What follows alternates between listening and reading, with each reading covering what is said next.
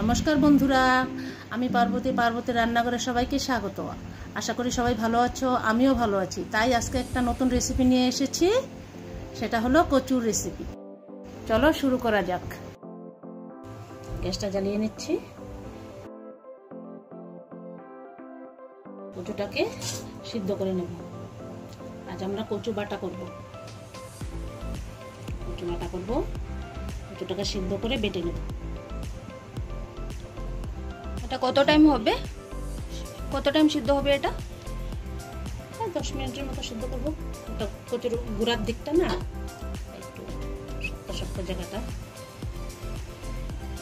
ঠিক আছে, এটা বয়েল হোক। আমরা উপকরণ বাকি রেডি করে নিচ্ছি।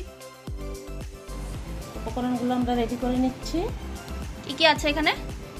পেঁয়াজ কুচি, টমেটো বাটা, লঙ্কা বাটা, পাকা লঙ্কা বাটা, সর্ষে বাটা। কচুটা সিদ্ধ হয়ে গেছে, এখন নামিয়ে নেব।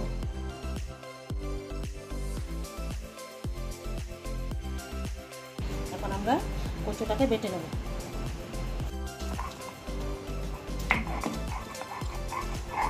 কচুটাকে আমরা শিলে বেটে নিচ্ছি। আপনারা চাইলে মিক্সিতেও পেস্ট করে নিতে পারেন। কচুটাকে এভাবে সিদ্ধ করে নিলে একটু পিছলা ভাবটা কমে যায়।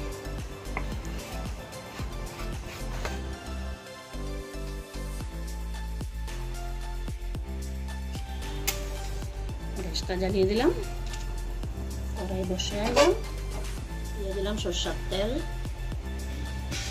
কালো জিরা, পেঁয়াজ দিয়ে দিলাম।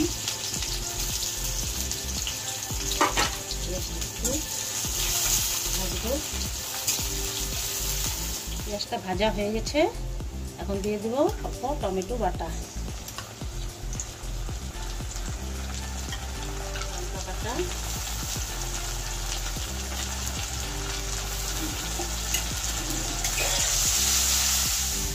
এখন দিয়ে দেব হলুদ, লবণ, চিনি,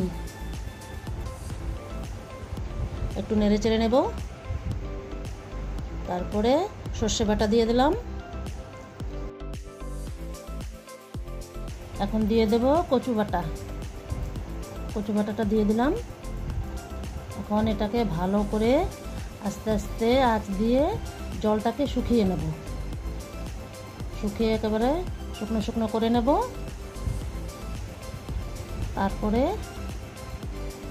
শুকিয়ে গেলে তখন ভাতের সাথে খেতে ভালো লাগবে। তোমরা বন্ধুরা কে কীভাবে কচু বাটা খেয়ে থাকো আমাকে কমেন্টে জানিও। আমার এই রেসিপিটা তোমরা ঘরে একবার বানিয়ে খেয়ে দেখো, আশা করি ভালোই লাগবে। এখন আমার কচু বাটাটা অলমোস্ট হয়ে গেছে, এখন আলগা আলগা হয়ে যাচ্ছে, কড়াতে ধরছে না। কচু ভর্তাটা আমার হয়ে গেছে, পুরোপুরি এখন জলটা টেনে গেছে, তেল বেরিয়ে গেছে।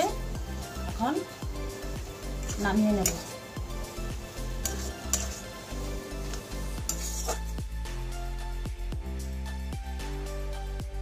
নামিয়ে এখন আমি একটা প্লেটের মধ্যে সার্ভ করে নিলাম।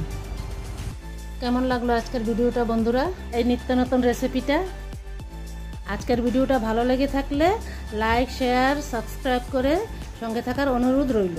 এরকম ভিডিও যদি আরও পেতে চাও বন্ধুরা, তাহলে কমেন্ট করে জানিও।